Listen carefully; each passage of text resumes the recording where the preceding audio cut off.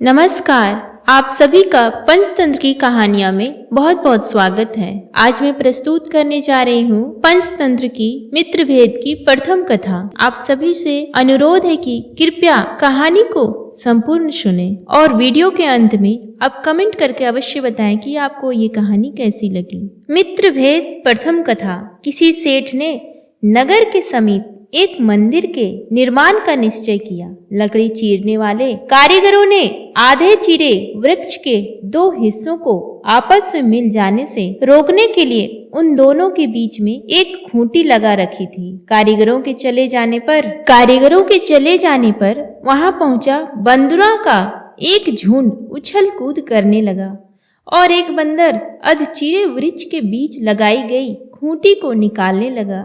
जैसे ही बंदर ने खींचकर खूंटी निकाली, वैसे ही उसका अंडकोश वृक्ष के हिस्सों के बीच में फंस गया और बंदर की मृत्यु हो गई।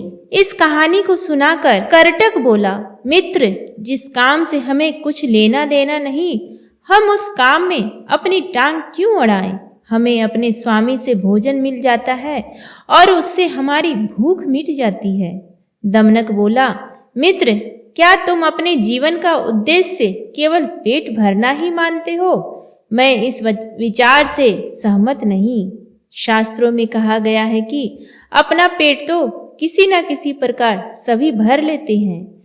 यह कोई बहुत बड़ी बात नहीं है। जीवन का उद्देश्य तो मित्रों का उपकार करना और शत्रुओं का अपकार करना है। मित्र, तनिक सोचो, तुम्हें पता चलेगा कि दूसरों के लिए उपयोगी व्यक्ति का जीवन कितना महत्वपूर्ण होता है। मित्र, कौवे के समान फेंका हुआ अन्न खाकर किसी प्रकार जीने को जीना नहीं कहा जाता, अपितु दूसरों का हित साधन करते हुए जीना कहीं अधिक महत्वपूर्ण होता है। विद्वानों का मत है कि अपनी, दूसरों की और दीन दुखियों के हित की चिंता न करने वाले व्यक्ति का जीवन कौवे के जीवन से भिन्न नहीं होता। ऐसा व्यक्ति जो पृथ्वी पर भार रूप होता है, जिस प्रकार छिछली नदी थोड़े पानी और चूहे की हथेली अन्न के थोड़े से दानों से भर जाती है, उसी प्रकार ओछे व्यक्ति भी थोड़े से लाभ से संतुष्ट हो जाते हैं। उत्पन्न हुए व्यक्ति की मृत्यु और मृत व्यक्ति के जन्म के चक्र निरंतर चलता ही रहता है। अतः जन्म लेना महत्वपूर्ण नहीं है, महत्वपूर्ण तो अधिकाधिक धन अर्जित करना है। जो व्यक्ति किसी के काम ना आ सके, उसकी अपेक्षा नदी किनारे उगे घास का तिनका कहीं अधिक महत्वपूर्ण होता है, जो नदी में डूबे रहे व्यक्ति को बचाने का साधन बन जाता है। तत्वदर्शी विद्वान लोग कल्याण में अपने जीवन का बलिदान करने वाले बालक की माँ को ही रत्न प्रसू मानकर उसे गौरव प्रदान करते हैं। शक्ति होने पर भी उसका उपयोग या प्रदर्शन न करने वाले व्यक्ति को कभी आदर नहीं मिल पाता। क्या कोई जलती हुई लकड़ी को हाथ लगाने का साहस कर सकता है? दमनक की बातें सुनकर करटक बोला, मित्र, तुम्हारा कहना उचित है, परंतु क्या तुमने इस तथ्य पर भी विचार किया है कि हम राजा के यहाँ नौकर नहीं हैं, केवल अपने स्वार्थ के कारण उसके आगे पीछे चल रहे हैं? क्या उसने कभी हमारी आवश्यकता समझी है? क्या वह हमारी सलाह को कभी मानेगा? हमें इस झंझट में पड़ने की आवश्यकता नहीं है। नीतिकारों का कहना है कि जो व्यक्ति बिना पूछे सलाह देने का प्रयास करता है, उसे निश्चित ही उपहास का पात्र बनना पड़ता है। जिस प्रकार सफेद कपड़े पर ही रंग अपना उचित प्रभाव दिखा सकता है, उसी प्रकार उचित व्यक्ति को ही सलाह देने का लाभ हो सकता है। दमनक बोला, मित्र, मैं तुम्हारे विचार से सहमत नहीं। राजा की सेवा करने वाला साधारण व्यक्ति भी मुखिया बन सकता है, जबकि सेवा न करने वाला मुखिया भी साधारण बन जाता है। जीवन का अनुभव यह है कि राजा स्त्रियां और बेलें अपने पास रहने वाले को ही अपना लेते हैं। इसी प्रकार सदा पास रहने वाला व्यक्ति भी राजाओं और स्त्रियों का प्रिय बन जाता है। एक विचारणीय बात यह भी है कि स्वामी का कृपा पात्र बनने के लिए सेवक को यह जान लेना चाहिए कि स्वामी को किस बात से क्रोध आता है और किस बात से वह प्रसन्न होता है। स्वामी के हृदय को जीतने का यही उपयुक्त अवसर होता है। महत्वाकांक्षी विद्वानों, शिल्पकारों, कलाकारों तथा सेवा वृत्ति के इच्छुक व्यक्ति को अपनी आकांक्षा की पूर्ति के लिए राजाश्रय की उपयुक्त साधन होता है। अपनी जाति, विद्या अथवा किसी गुण के कारण राजाश्रय की अपेक्षा करने वाले व्यक्ति अपने ही पैरों पर अपने आप कुल्हाड़ी मार लेते हैं। ऐसे व्यक्ति जीवन भर अभाव में रहते हैं और प्रायश्चित की आग में जलते रहते हैं। जब प्रयत्न करने पर पत्थर को भी पिघलाया जा सकता है तो राजा को प्रसन्न क्यों नहीं किया जा सकता। यदि सांप, बाघ, हाथी और सिंह आदि हिंसक पशुओं को वश में किया जा सकता है तो राजा को क्यों नहीं प्रसन्न किया जा सकता। जिस प्रकार चंदन का वृक्ष मलय पर्वत पर ही होता है, उसी प्रकार राजाश्रय मिलने पर ही विद्वान व्यक्ति के गुणों का सम्मान होता है। राजा के प्रसन्न होने पर उसके आश्रित व्यक्ति को अनेक बहुमूल्य पदार्थ जैसे श्वेत छत्र, मनोरम अश्व, सदा मस्त रहने वाले हाथी तथा अनेक प्रकार के वस्त्राभूषण और खाद्य पदार्थ आदि सुलभ हो जाते हैं। राजा के प्रति दमनक के आग्रह को देखकर कर्टक ने पूछा, मित्र तुम क्या करना चाहते हो। इस पर दमनक बोला, मित्र इस समय हमारा स्वामी पिंगलक किसी अज्ञात आशंका से ग्रस्त प्रतीत होता है। हमें उसके पास चलकर कारण का पता लगाना चाहिए और फिर नीति का आश्रय लेकर उसकी सेवा करनी चाहिए। इस प्रकार हम उसका हृदय जीतने में सफल हो जाएंगे। कर्टक ने कहा, मित्र तुम यह कैसे कह सकते हो कि हमारा स्वामी किसी आशंका से ग्रस्त है। दमनक ने उत्तर दिया, यह भी कोई पूछने की बात है। यह तो स्पष्ट है कि कहने पर तो मूढ़ व्यक्ति को भी पता चल जाता है। समझदारी तो बिना कुछ कहे ही दूसरे के चेहरे से उसके मनोभावों को जान लेने में है। हाथी, घोड़े आदि पशु भी अपने स्वामी के संकेत को समझते हैं और भार उठाने को तैयार हो जाते हैं। लेकिन ज्ञानी तो वही है जो बिना कहे ही दूसरों के मन के रहस्य को जान ले।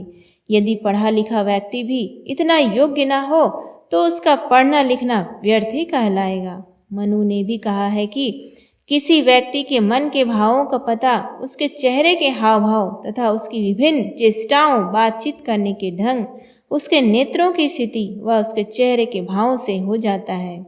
लाख चेष्टा करने पर भी वास्तविकता छिप नहीं सकती। यदि मैं भयग्रस्त स्वामी के भय का कारण जानकर उसे भय मुक्त कर सका तो मुझे पूरा विश्वास है कि वह मुझे सचिव पद सौंपने में देर नहीं लगाएंगे। मुझे तो लगता है कि उन्हें वश में करने का यह सबसे उत्तम अवसर है। कर्टक बोला, लगता है कि तुम्हें इस स्वामी के स्वभाव की कोई जानकारी नहीं है। दमनक ने कहा, तुम ऐसा कैसे कर सकते हो। यह तो मैंने पिताजी से ज्ञान प्राप्त करते समय ही सीख लिया था। सबसे पहले तो यह मानकर चलना होगा कि इस संसार में 3 प्रकार के व्यक्ति सफल होते हैं, पराक्रमी, विद्वान तथा सेवा कार्य में निपुण। वास्तव में सेवा वही कहलाती है जिससे परमात्मा का हित हो और स्वामी को प्रसन्नता प्राप्त हो। सेवक की समझदारी इसी में है कि वह इस बात को समझे और उसी के अनुरूप आचरण भी करे। जिस प्रकार बंजर धरती में बढ़िया बीज डालने और कठोर परिश्रम करने पर भी अपेक्षित फल नहीं मिलता, उसी प्रकार सेवक के गुणों का उचित सम्मान न करने वाले स्वामी की सेवा करने से भी कोई लाभ नहीं होता। ऐसे स्वामी को छोड़ देने में ही भलाई होती है। यदि धनहीन स्वामी गुणों को परखने वाला हो तो उसकी सेवा अवश्य करनी चाहिए, क्योंकि साधन संपन्न होने पर ऐसा स्वामी अपने सेवकों का उपकार कर देता है। कृतज्ञ स्वामी की सेवा करके सुखमय जीवन जीने की अपेक्षा भूखा मरना तथा मूर्ख के समान जीवन व्यतीत करना अच्छा है। अपने स्वामी की कंजूसी के लिए उसकी निंदा करने वाला सेवक मूर्ख होता है। उसे तो अपनी निंदा करनी चाहिए कि उसने योग्य स्वामी को क्यों नहीं चुना। स्वामी की सही परख ना पाने के लिए सेवक को अपने ही निंदा करनी चाहिए। सेवकों के लिए वस्त्र, भोजन व आवास आदि की पूर्ति न करने वाला स्वामी समस्त पृथ्वी का स्वामी होने पर भी आग के वृक्ष के समान त्यागने योग्य होता है। उसे छोड़ने में एक पल की भी देरी करना उचित नहीं होता। जीवन में सफलता प्राप्त करने के लिए सेवक को स्वामी के साथ साथ राजमाता, पटरानी, राजकुमार, प्रधानमंत्री, पुरोहित और द्वारपाल के साथ भी स्वामी के समान ही व्यवहार करना चाहिए। उचित और अनुचित तथा करणीय एवं अकरणीय की जानकारी होने पर भी बिना विचार किए स्वामी की आज्ञा का पालन करने वाला सेवक अपने स्वामी का कृपा पात्र बन जाता है।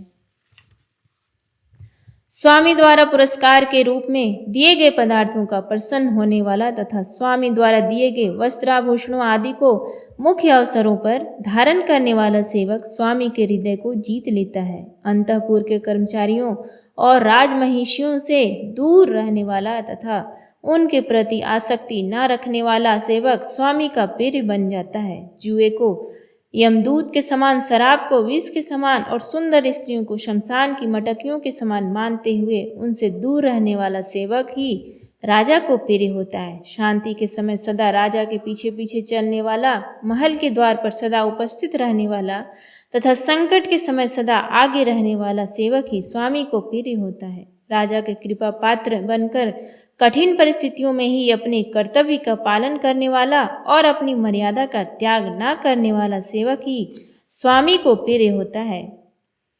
स्वामी के शत्रुओं से दूर रहने वाला तथा उसके इष्ट जनों की सेवा करने वाला सेवक ही स्वामी को प्रिय लगता है। स्वामी के विरुद्ध कभी अपना मुंह न खोलने वाला तथा उसके सामने न हंसने वाला सेवक ही स्वामी को प्रिय लगता है। युद्ध भूमि को अपना घर तथा परदेश को अपना देश समझने वाला और स्वामी के हित को प्राथमिकता देने वाला सेवक भी स्वामी को प्रिय लगता है। किसी भी व्यक्ति के सामने राजा की निंदा न करने वाला, राजा से कभी विवाद न करने वाला तथा राजा की प्रेमिकाओं से लगाव न रखने वाला सेवक ही स्वामी का प्रिय हो सकता है। दमनक के यह कहने पर करटक को विश्वास हो गया कि दमनक राजनीति में निपुण है। उसने पूछा, तुम राजा से किस प्रकार संपर्क बनाओगे, मुझे बताओ। दमनक ने कहा, इस बारे में सोच विचार करने की आवश्यकता नहीं है। जिस प्रकार धरती में पड़ा बीज वर्षा हो जाने पर फलने लगता है, उसी प्रकार मिलने पर बातचीत भी होने लगती है। मैं तुम्हें बता चुका हूँ, मैं बचपन में ही राजनीति की शिक्षा प्राप्त कर चुका हूँ, अतः मैं अवसर देखकर ही बात छोड़ूंगा।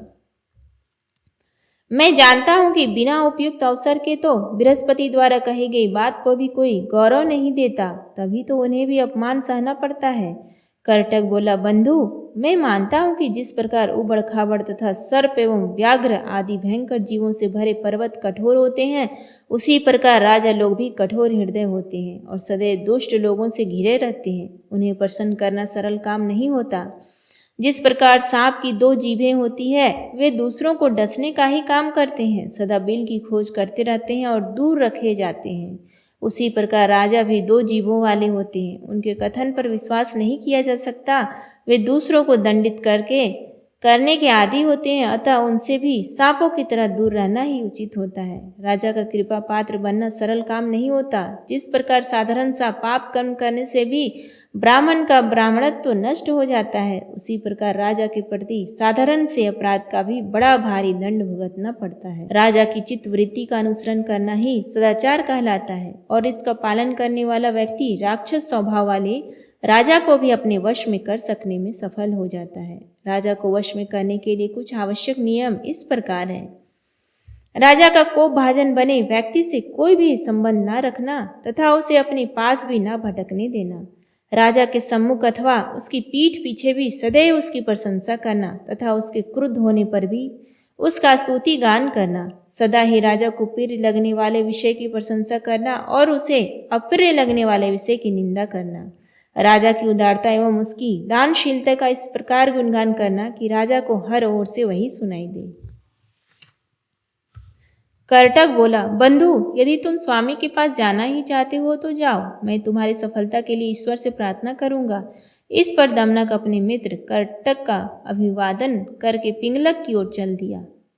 दमनक को अपनी ओर आता देख पिंगलक ने अपने द्वारपाल से कहा, वेत्रपाल, दमनक हमारे पूर्व मंत्री का बेटा है, इसे हमारे पास आने का अधिकार है। द्वारपाल ने जो आज्ञा महाराज कहते हुए सिंह की आज्ञा का पालन किया। दमनक ने भी पिंगलक को देखते उसे प्रणाम किया और फिर उसके द्वारा निर्दिष्ट आसन पर चुपचाप जा बैठा। पिंगलक ने दमनक को आशीर्वाद दिया और उससे पूछा, दमनक, तुम तो बहुत दिनों बाद दिखाई दिए हो, सब कुशल तो है?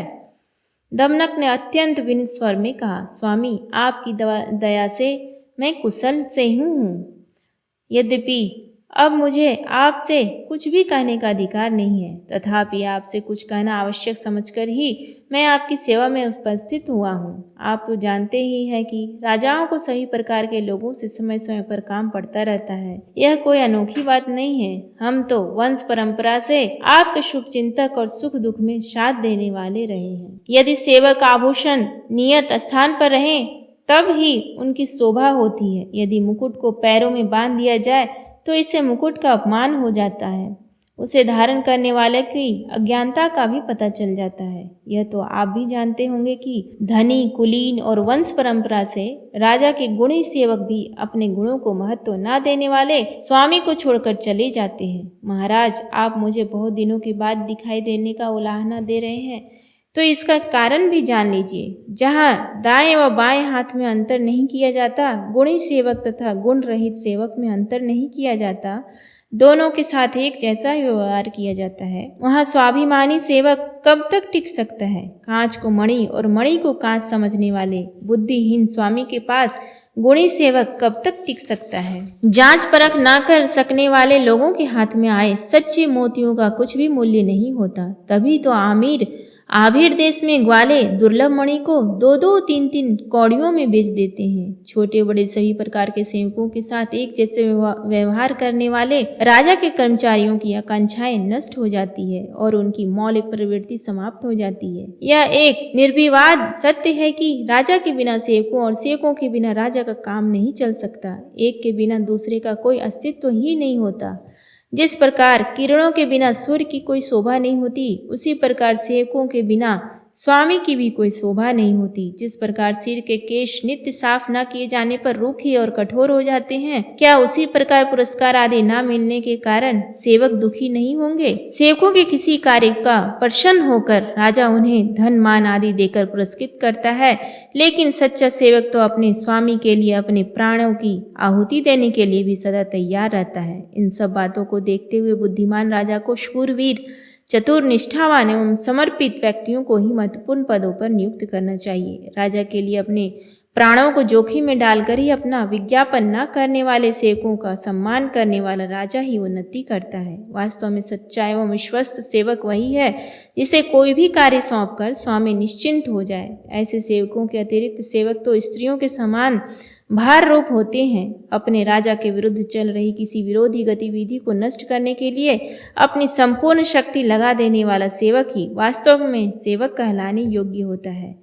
स्वामी के काम के लिए अपनी भूख, प्यास, निद्रा तथा सुख सुविधा को भूलकर अपने कर्तव्य का पालन करने वाला व्यक्ति ही सच्चा सेवक होता है। सीमा पर सतर्क रहकर अपने स्वामी की सुरक्षा करने वाला और शुक्ल पक्ष के चंद्रमा की भांति सीमा को बढ़ाने वाला सैनिक ही सच्चा सेवक कहलाता है। यह कहने के उपरांत दमनक बोला, स्वामी, मुझे साधारण गीदड़ समझकर आपको मेरी उपेक्षा नहीं करनी चाहिए थी। जन्म अथवा जाति से गुणों का कोई संबंध नहीं होता। रेशम का जन्म कीड़े से होता है, सोना पत्थर से निकला जाता है, दूर्वा की उत्पत्ति गाय के रोमों से होती है, कमल का जन्म कीचड़ से होता है और चंद्रमा की उत्पत्ति सागर से होती है। कमल गोबर से, अग्नि लकड़ी से, मणि सांप के फण से और गोरोचन गाय के पित्त से उत्पन्न होता है। इन सब की उत्पत्ति के स्थानों के तुच्छ होने पर भी अपने गुणों के कारण ही इनकी प्रतिष्ठा है। जिस प्रकार कुछ भी करने में असमर्थ सेवक की कोई उपयोगिता नहीं होती, उसी प्रकार समर्थ सेवक के समर्पित ना होने पर उसकी भी कोई उपयोगिता नहीं होती। उपयोगिता तो केवल समर्थ और समर्पित सेवक की ही होती है। आचार्य बृहस्पति का कथन है कि राजा को अपने किसी छोटे से कार्य की चर्चा भी किसी सभा में नहीं करना चाहिए। दमनक पिंगलक से एकांत में कुछ बात करना चाहता था। सबके सामने कुछ न कहने का कारण यह था कि कोई भी बात दो व्यक्तियों के बीच होने पर ही गुप्त रहती है। तीसरे व्यक्ति के कानों में पड़ते ही उसकी गोपनीयता नष्ट हो जाती है। अतः बुद्धिमान व्यक्ति को अपना रहस्य दो व्यक्तियों तक ही सीमित रखना चाहिए।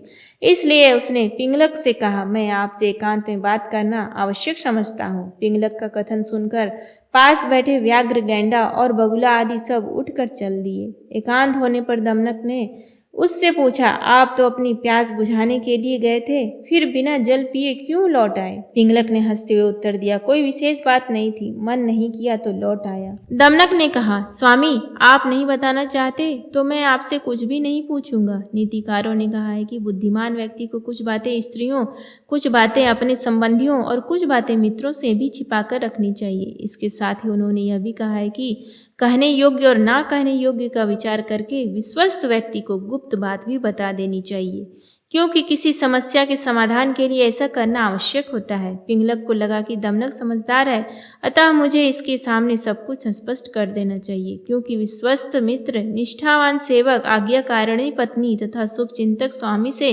अपना सुख दुख कहने में संकोच नहीं करना चाहिए। ये लोग ही मतलब मित्र, सेवक, पत्नी और स्वामी कुछ उपाय कर सकते हैं। यही सोचकर पिंगलक ने दमनक से कहा, दमनक दूर से आती यह गर्जन ध्वनि तुम्हें भी सुनाई दे रही होगी? दमनक बोला, हाँ स्वामी सुन रहा हूँ, परंतु इसमें चिंता करने की क्या बात है? पिंगलक ने कहा, मैं इस जंगल को छोड़कर किसी दूसरे जंगल में जाने की सोच रहा हूँ। दमनक चौंक कर बोला, इस जंगल में कौन सा आकाश गिरने वाला है? पिंगलक ने कहा, मुझे लगता है कि यहाँ कोई नया जीव आ गया है। यह हृदय विदारक गर्जन उसी का लगता है। मुझे तो लगता है कि वह अत्यंत बलशाली भी होगा। दमनक बोला, क्षमा करें देव, केवल गर्जन सुनकर ऐसी कल्पना कर लेना तो उचित नहीं। जिस प्रकार जल के प्रबल प्रभाव से पुल टूट जाता है, गुप्त न रखे जाने पर रहस्य की जानकारी दूसरों को हो जाती है, चुगली सुनकर प्रिय व्यक्ति के प्रति स्नेह घट जाती है, उसी प्रकार व्याकुल होकर प्राणी की किसी की आवाज से भी घबरा जाता है। मेरे विचार से तो गर्जन के भय से आपका इस जंगल को छोड़ देना उचित नहीं। यह आवश्यक तो नहीं कि यह गर्जन किसी जीवित प्राणी का ही हो। बांस, वीणा, ढोल, नगाड़ा आदि तथा दो वृक्षों की टकराहट से भी आवाज निकल सकती है। केवल आवाज को सुनकर डर जाना तो बुद्धिमत्ता की बात नहीं। किसी भयंकर अथवा सूरवीर शत्रु के आ जाने पर भी धैर्य बनाए रखने वाला राजा कभी पराजित नहीं हो सकता। विपत्ति के समय विषादग्रस्त ना होने वाले, धन संपत्ति पाकर हर्षोन्मत ना होने वाले तथा युद्ध में भयभीत ना होने वाले जीव विरले ही होते हैं। ऐसे ही जीव अपनी माता के नाम को उज्ज्वल कर तीनों लोगों की शोभा बढ़ाते हैं। शक्ति से घबराकर झुक जाने वालों और अपनों को छोटा समझने वाले कायरों को कहीं भी सम्मान नहीं मिलता। उनकी स्थिति तो किसी तिनके के समान होती है। अतः आपको ये सब बातें सोचकर अधीर नहीं होना चाहिए। मात्र एक गर्जन सुनकर घबरा जाना तो समझदारी नहीं। किसी नायक ने आवाज सुनकर यह समझा कि आवाज करने वाला कोई जीवित प्राणी है, परंतु पास पहुंचकर उसने देखा कि वह तो केवल चमड़ा और लकड़ी था। पिंगलक के मन को शांत करने के लिए दमनक ने उसे यह कथा सुनाई। उम्मीद है आपको आज का ये कथा पसंद आया हो, तो प्लीज़ वीडियो को लाइक करें, शेयर करें और कमेंट बॉक्स में आप ये ज़रूर कमेंट करें कि आपको आज का ये कहानी कैसा लगा। मिलते हैं पंचतंत्र की अगली कहानी के साथ। धन्यवाद।